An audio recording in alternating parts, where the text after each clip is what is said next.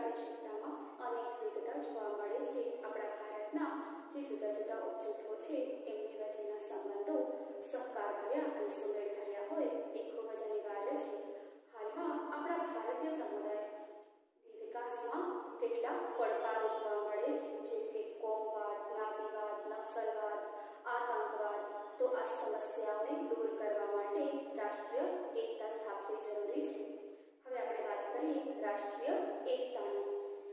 રાષ્ટ્રીય એકતાની વ્યાખ્યા. રાષ્ટ્રીય એકતાની વ્યાખ્યા આપતા શ્રી જવાહરલાલ નહેરુ એવું જણાવે છે કે રાષ્ટ્રીય એકતા એ એક વૈજ્ઞાનિક અને શૈક્ષણિક પ્રક્રિયા છે, જેના દ્વારા બધા લોકોના દિલમાં એકતાની ભાવના, સમાન નાગરિકતાનો અનુભવ અને રાષ્ટ્ર પ્રત્યે નિષ્ઠા અને પ્રેમની ભાવના વિકસિત કરી શકાય. શ્રી જવાહરલાલ નહેરુ એવું જણાવે છે કે રાષ્ટ્રીય એકતા એ એક મનોવૈજ્ઞાનિક અને શૈક્ષણિક પ્રક્રિયા છે અને આ પ્રક્રિયા દ્વારા બધા લોકોના હૃદયમાં, દિલમાં એકતાની ભાવના જાગૃત થાય. બધા વ્યક્તિઓ છે એ કોઈ ધર્મ, ભાષાના નહીં, પરંતુ ભારતના નાગરિક છે, એટલે કે સમાન નાગરિકતાનો અનુભવ કરી શકે અને પ્રત્યેક નાગરિકના હૃદયમાં રાષ્ટ્ર પ્રત્યે નિષ્ઠા અને પ્રેમની ભાવના વિકસિત કરી શકાય. આને આપણે કહીશું રાષ્ટ્રીય એકતા. રાષ્ટ્રીય એકતાની વ્યાખ્યા આપતા આપણા સમાજશાસ્ત્રી શ્રી G.S. ધોલે એવું જણાવે છે કે રાષ્ટ્રના લોકોમાં એકતા, દ્રઢતા, સંબંધની ભાવના સામેલ છે, જેમાં લોકોના હૃદયમાં સામાન્ય નાગરિકની ધારણા તથા વફાદારીની ધારણા અને ભાવના જોડાયેલા છે. ધોલે એવું જણાવે છે કે રાષ્ટ્રીય એકતા એટલે રાષ્ટ્રના લોકોમાં એકતા હોય, દ્રઢતા હોય, પરસ્પર જે સંબંધ છે એની ભાવના હોય, જેમાં લોકોના હૃદયમાં એ પોતે ભારતનો સામાન્ય નાગરિક છે, દેશનો સામાન્ય નાગરિક છે, કોઈ ધર્મનો, જ્ઞાતિનો, સંપ્રદાયનો નથી, પરંતુ એ ખાલી દેશનો સામાન્ય નાગરિક છે એવી ધારણા હોય, દેશ પ્રત્યે વફાદારીની ધારણા અને ભાવના હોય, એને રાષ્ટ્રીય એકતા તરીકે ઓળખવામાં આવે છે. આમ આપણા ભારતની વાત કરીએ તો રાષ્ટ્રીય એકતા એટલે કે લોકોના હૃદયમાં પરસ્પર પ્રેમ અને ધારણા હોય, રાષ્ટ્ર પ્રત્યે વફાદારી હોય, તો આને આપણે રાષ્ટ્રીય એકતા તરીકે ઓળખીએ છીએ.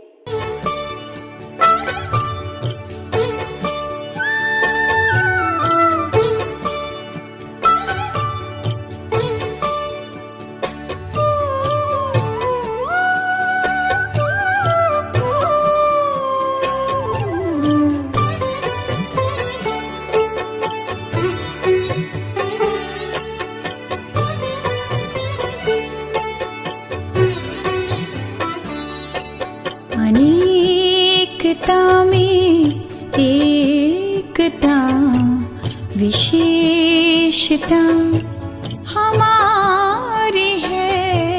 अनेकता में एकता, विशेषता हमारी है. अनेकता में एकता, विशेषता हमारी है. अनेकता में एकता, विशेषता हमारी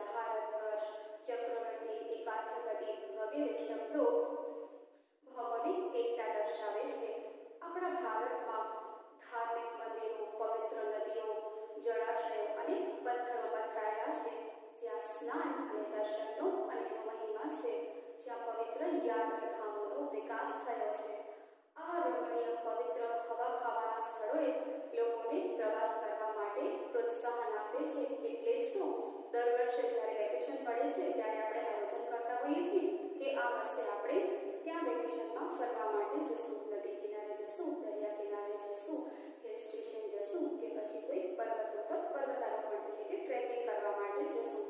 જેમ આખો દિવસ આપણે કામ કરતા હોઈએ છીએ, થાકી જઈએ છીએ, રાત્રે સૂઈએ છીએ તો આપણે એક પ્રકારની થાક જે છે ઉતરી જાય છે, સવારે ફરી પાછા સ્વસ્થ થઈ આપણે આપણા કામ ઉપર લાગી શકીએ છીએ. એવી જ રીતે અનેક દિવસો સુધી, મહિનાઓ સુધી આપણે જ્યારે કામ કરતા હોઈએ છીએ કે અભ્યાસ કરતા હોઈએ છીએ, થાકી જઈએ છીએ અને આવા પ્રવાસ પર્યટનના સ્થળોએ જ્યારે આપણે ફરવા માટે જતા હોઈએ છીએ ત્યારે એક પ્રકારની માનસિક શાંતિનો અનુભવ થાય છે અને ફરી પાછા આપણે જ્યારે આપણા ઘરે પાછા આવીએ છીએ એકદમ સ્વસ્થતાથી ફરી આપણે આપણું કામ કરી શકીએ છીએ. આવા રમણીય હવા ખાવાના જે સ્થળો છે એ લોકોને પ્રવાસ કરવા માટે પ્રોત્સાહિત કરે છે. એટલા માટે ત્યાં ભૌગોલિક એકતા જોવા મળે છે. ભારતની ભૌગોલિક વિવિધતા પણ જુદી જુદી પરિસ્થિતિમાં વ્યક્તિને સાનુકૂળ થવાનું શીખવે છે. એટલે જ તો દુષ્કાળ, અતિવૃષ્ટિ, અનાવૃષ્ટિ, ધરતીકંપ, સુનામી, વાવાઝોડું વગેરે જેવી કેટલીક કુદરતી આફતો આવે તો પણ દરેક ધર્મ, જ્ઞાતિ, ભાષા, કોમનો વ્યક્તિ છે એ બીજી વ્યક્તિને મદદ કરવા માટે તૈયાર થઈ જાય છે. આમાં ભૌગોલિક એકતાના દર્શન થાય છે. હવે આપણે ભણશું બીજો મુદ્દો, ભારતનું બંધારણ. ભારત જેવા વૈવિધ્યભર્યા દેશમાં એકતા સર્જનારું મહત્વનું પરિબળ એટલે કે આપણા ભારતનું બંધારણ. ભારતનું બંધારણ સંઘરાજ્યોને જોડતો એક લેખિત દસ્તાવેજ છે.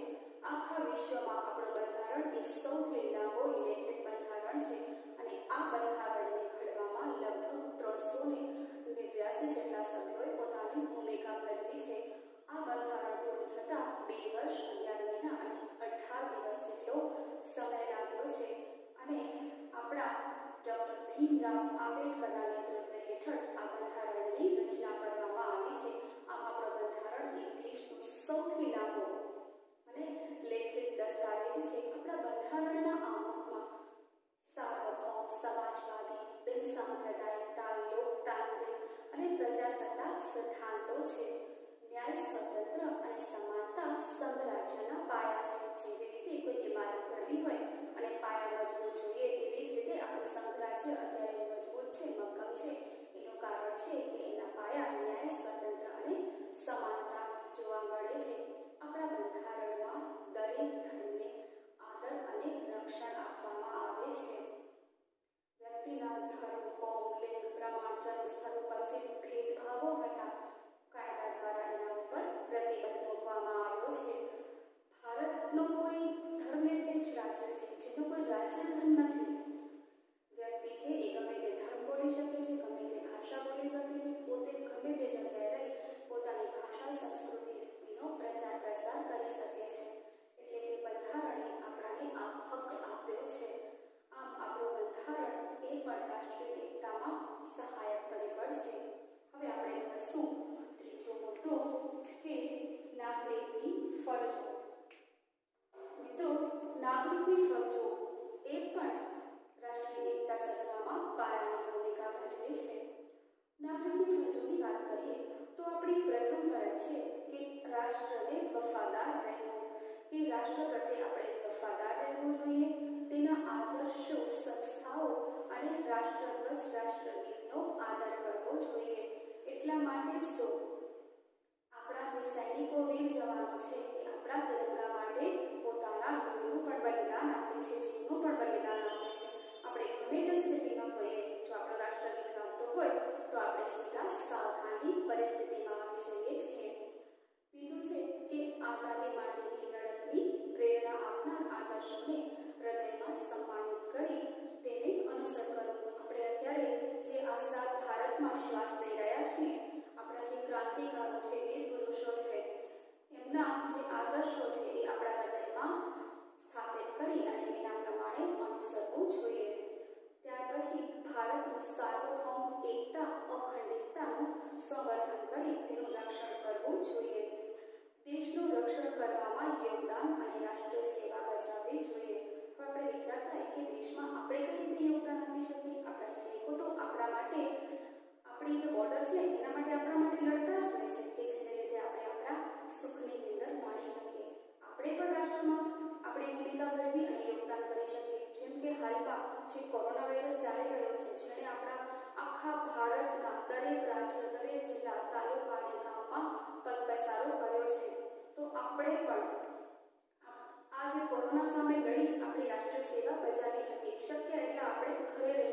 સોશિયલ ડિસ્ટન્સ મેન્ટેન કરીએ, બહુ જરૂરી હોય તો જ બહાર જવાનું, ઘરમાં રહેવાનું પસંદ કરીએ, સોશિયલ ડિસ્ટન્સ પાળીએ, જાહેર જગ્યાઓ પર શક્ય એટલો જવાનું ટાળીએ. આ બધી સરકારની જે ગાઈડલાઈન છે એના પ્રમાણે અનુસરીએ તો આપણે પણ આપણા રાષ્ટ્રમાં યોગદાન આપી શકીએ અને આપણા જે કોરોના વોરિયર્સ છે એનું સન્માન કરી આપણે આપણી રાષ્ટ્રીય સેવા બજાવી શકીએ. ત્યાર પછી કે ધાર્મિક, ભાષાકીય, પ્રાદેશિક અથવા સાંપ્રદાયિક તફાવતોથી પર એટલે કે દૂર રહેવું જોઈએ. આપણે ખાલી ભારતના નાગરિક છીએ, કોઈ ધર્મ, ભાષા, જ્ઞાતિના નથી. પ્રથમ આપણે ભારતના છીએ એટલે આ બધા તફાવતોથી પર એટલે કે દૂર રહેવું જોઈએ. ભારતના તમામ લોકોમાં સુમેળ, સમાન અને બંધુત્વની ભાવનાનો વિકાસ થાય એવી વૃદ્ધિ કરવી જોઈએ. સાથે સાથે સ્ત્રીઓના ગૌરવને સન્માનિત કરે એવા વ્યવહારો પણ કરવા જોઈએ. આ નાગરિકની ફરજો એ આપણા રાષ્ટ્રીય એકતામાં પાયાની ભૂમિકા ભજવે છે. હવે આપણે જોશું ચોથો મુદ્દો કે કાયદાઓ. કાયદાઓની આપણે વાત કરીએ તો આપણા ફોજદારી જે કાયદાઓ છે એ પણ રાષ્ટ્રીય એકતા સર્જવામાં મહત્વના ભાગ ભજવે છે. જેમ કે જ્ઞાતિ, કોમ વગેરે વચ્ચેના પ્રોત્સાહનને અટકાવવા માટેના કાયદાઓ. જુદી જુદી જ્ઞાતિ કે કોમ વચ્ચે જો સંઘર્ષો થતા હોય કોઈ પણ કારણસર તો એને અટકાવવા માટે કાયદાઓ જોવા મળે છે. રાષ્ટ્રીય એકતા માટે વિઘાતક આક્ષેપો કરી રાજદ્રોહ અટકાવતા કાયદાઓ. કોઈ એવો કામ ન કરવો જોઈએ કે જેનાથી આપણા દેશને નુકસાન થાય, રાષ્ટ્રને નુકસાન થાય અને જો એવું થાય તો એ રાજદ્રોહ માનવામાં આવે છે. તો એના માટેના પણ એને અટકાવવા માટેના કાયદાઓ. અસ્પૃશ્યતા નિવારણ. અસ્પૃશ્યતા એટલે કે આગળ છે સમાજના જેટલા પણ જે સદ્ધર વર્ગો છે એના દ્વારા સમાજના જે આર્થિક અને સામાજિક રીતે જે પછાત વર્ગો છે એને કોઈ પણ પ્રકારની શારીરિક, માનસિક હાનિ ન પહોંચે એવા પ્રયાસો કરવા જોઈએ. એ અટકાવવા માટેના કાયદા એટલે કે અસ્પૃશ્યતા નિવારણ માટેના કાયદા. સાથે સાથે ચૂંટણીની આચારસંહિતા વગેરે માટેના કાયદાઓનું પાલન. ચૂંટણીની આચારસંહિતા, ચૂંટણી લડવા માટે એની પહેલા તો દરેક પક્ષ પોતાના પક્ષનો પ્રચાર પ્રસાર કરી શકે છે, પરંતુ ચૂંટણી સમયે કોઈ પણ મતદારને ધાકધમકીથી કે લાલચથી કે ફોસલાવીને મતદાન કરવા માટે મજબૂર કરી શકતો નથી. તો એને આચારસંહિતા માટે કાયદાઓનું પાલન કરવામાં આવે છે અને જો એનો ભંગ કરવામાં આવે તો સજા માટેની જોગવાઈના કાયદાઓ પણ છે. આમ આ કાયદાઓ દ્વારા પણ આપણે રાષ્ટ્રીય એકતા સર્જવામાં મદદરૂપ થઈ શકીએ છીએ. હવે છે આપણો પાંચમો મુદ્દો કે લોકશાહી પ્રણાલી. આપણા ભારતની લોકશાહી શાસન પ્રણાલી રાષ્ટ્રીય એકતાનું સહાયક પરિબળ છે. ભારતમાં લોકસભા, વિધાનસભા અને સ્થાનિક સ્વરાજ્યની ચૂંટણીઓ યોજાય છે. સ્થાનિક સ્વરાજ્ય એટલે કે ગ્રામ પંચાયત, તાલુકા પંચાયત, જિલ્લા પંચાયત, નગરપાલિકાઓ વગેરેની ચૂંટણીઓ યોજવામાં આવે છે. 18 વર્ષથી ઉપરના નાગરિકને મત આપવાનો અધિકાર છે. કોઈ પણ વ્યક્તિ છે કે જેની ઉંમર 18 વર્ષથી વધારે છે એ કોઈ પણ ધર્મ, જ્ઞાતિ, ભાષા કે વ્યક્તિને વોટ આપી શકે છે. કોઈ પણ નાગરિક રાષ્ટ્રીય પક્ષ કે અપક્ષ તરીકે ચૂંટણીમાં પોતાની ઉમેદવારી નોંધાવી શકે છે, ચૂંટણીમાં ઊભા રહી શકે છે. દરેક પક્ષને પોતાના પક્ષનો પ્રચાર પ્રસાર કરવાનો પૂરેપૂરો અધિકાર છે. જુદા જુદા માધ્યમો દ્વારા, પછી એ ભાષણ હોય, વર્તમાનપત્ર હોય, પેમ્પલેટ હોય કે અન્ય કોઈ માધ્યમ હોય, એના દ્વારા પોતાના પક્ષનો પ્રચાર પ્રસાર કરવાનો પૂરેપૂરો અધિકાર છે. આમ રાષ્ટ્રીય પક્ષો એ એક પ્રકારની રાષ્ટ્રીય એકતા લાવવા માટે પ્રેરક બળ પૂરું પાડે છે. ત્યાર પછીનો મુદ્દો છે કે રાષ્ટ્રીય પર્વ અને રાષ્ટ્રીય સન્માન. રાષ્ટ્રીય પર્વ અને રાષ્ટ્રીય સન્માનની વાત કરીએ તો સ્વાતંત્ર્ય દિન અને પ્રજાસત્તાક દિન એ આપણા રાષ્ટ્રીય પર્વની ઉજવણી આપણે ખૂબ જ ધામધૂમ અને ઉત્સાહથી કરીએ છીએ. રાષ્ટ્રીય પર્વની ઉજવણીમાં આપણા ભારતના દરેક નાગરિકો જોડાય છે, જેમાં જુદા જુદા સાંસ્કૃતિક કાર્યક્રમો જોવા મળે છે. સાથે સાથે ભારતના સૈનિકોની પરેડ પણ જોવા મળે છે, જેમાં રાષ્ટ્રીય એકતાના દર્શન થાય છે. વિવિધ પ્રકારની શાળાઓ, વિદ્યાલયો, મહાવિદ્યાલયોમાં ચાલતી સ્કાઉટ, NSS એટલે કે નેશનલ સર્વિસ સ્કીમ, રાષ્ટ્રીય સેવા યોજના, NCC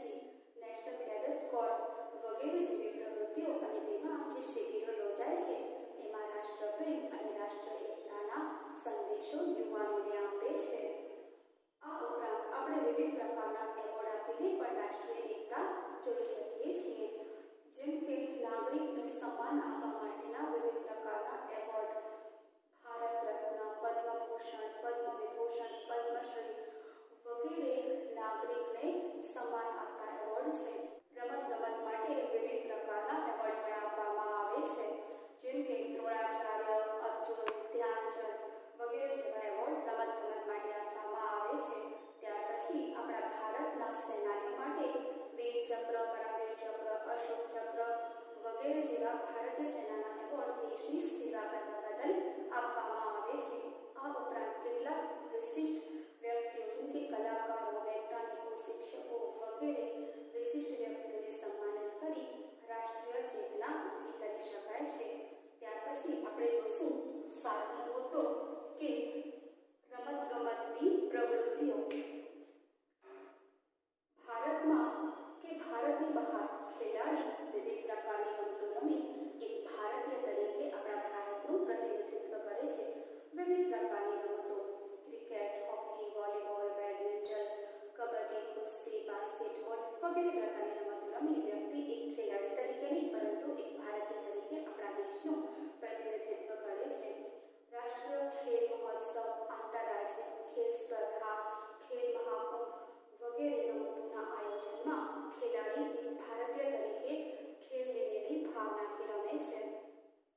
આપણા ભારતની સૌથી લોકપ્રિય રમત એટલે કે ક્રિકેટ, અને એમાંય પણ જો આંતરરાષ્ટ્રીય કક્ષાએ વર્લ્ડ કપમાં ભારતનો વિજય થાય તો એના તો વિજયની ઉજવણી પણ આપણે અનેક રીતે કરીએ છીએ. જગ્યાએ જગ્યાએ ફટાકડા ફોડીએ છીએ, મીઠાઈઓ વહેંચીએ છીએ અને ધામધૂમથી એની ઉજવણી કરીએ છીએ.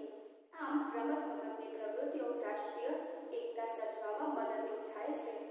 હવે જોઈએ આઠમો મુદ્દો, સમૂહ સંચારના માધ્યમો. સમૂહ સંચારના માધ્યમો જેવા કે વર્તમાનપત્રો, રેડિયો, ટેલિવિઝન, સેલફોન વગેરે રાષ્ટ્રીય એકતા સર્જવામાં મહત્વની ભૂમિકા ભજવે છે.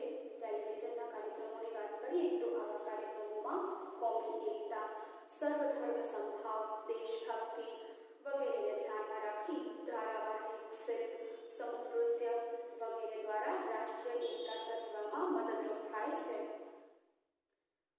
ટેલિવિઝન પર દર્શાવાતા સ્વતંત્ર દિન અને પ્રજાસત્તાક દિનની ઉજવણીમાં રાષ્ટ્રપ્રેમ જોવા મળે છે. ટેલિવિઝન દ્વારા આતંકવાદ, નક્સલવાદ, કોમવાદ વગેરે સમસ્યાઓને સિરિયલ, ફિલ્મ કે સમાચારોના માધ્યમમાં વણી લઈ એના સાથે જોડી અને નાગરિકોને સાચી સમજ આપવામાં આવે છે.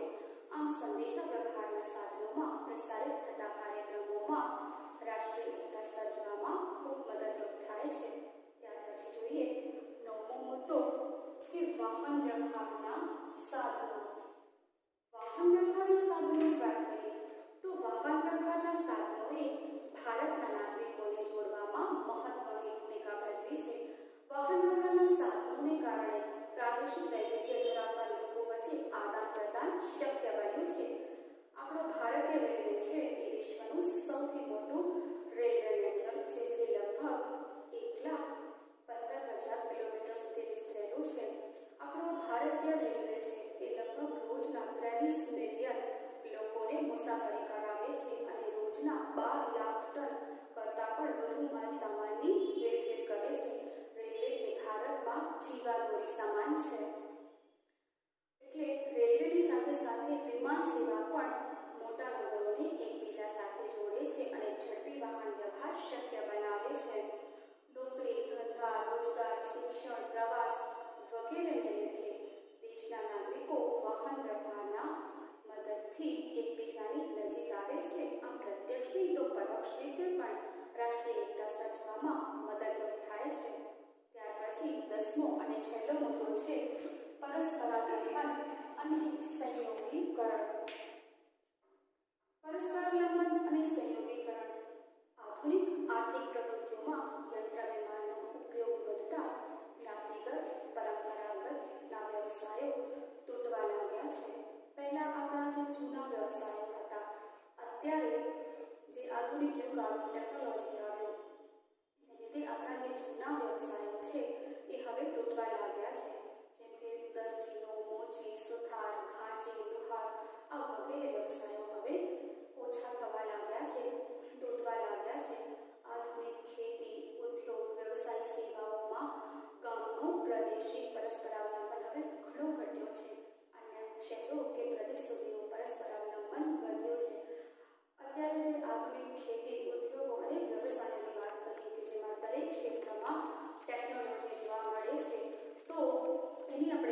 કરીએ તો આધુનિક ખેતી, એની સામે પહેલી પરંપરાગત ખેતીની વાત કરીએ તો પહેલાની જે ખેતી છે કે જેમાં હળનો અને બળદનો ઉપયોગ કરવામાં આવતો, છાણિયા ખાતર સાથે મોટે ભાગે વરસાદી ખેતી હતી. અને અત્યારની જે આધુનિક ખેતી છે એમાં હળને બદલે ટ્રેક્ટરનો અને અન્ય સાધનોનો ઉપયોગ કરવામાં આવે છે. છાણિયા ખાતરની સાથે સાથે રાસાયણિક ખાતરનો ઉપયોગ કરવામાં આવે છે. માત્ર વરસાદ પર આધારિત નહીં, પરંતુ સિંચાઈની સગવડોનો પણ ઉપયોગ કરવામાં આવે છે. પાકના રક્ષણ માટે જંતુનાશક દવાઓનો છંટકાવ કરવામાં આવે છે.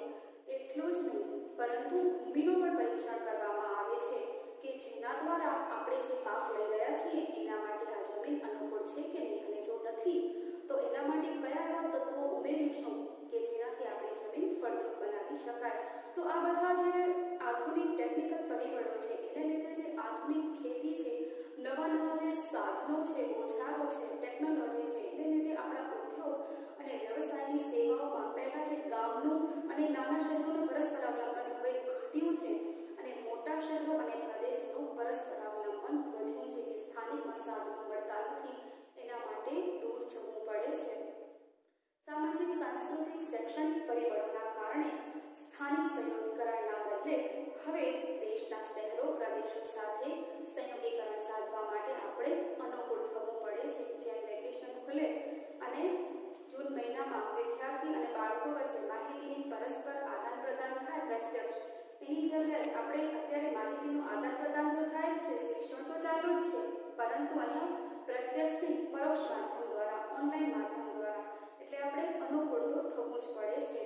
એવી જ રીતે સામાજિક, સાંસ્કૃતિક અને શૈક્ષણિક પરિબળોને લીધે સ્થાનિક જે સંયોગીકરણ છે એના બદલે દેશના શહેરો પ્રદેશો સાથે સંયોગીકરણ સાધવા માટે અનુકૂળ થવું પડે છે.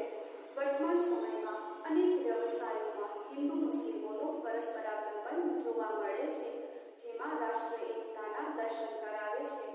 મિત્રો, આજે આપણે આ પ્રશ્ન ઘડ્યા રાષ્ટ્રીય એકતા. હવે તમારું હોમવર્ક કે આ પ્રશ્ન તમને તમારી નોટમાં લખવાનો છે. નમસ્તે.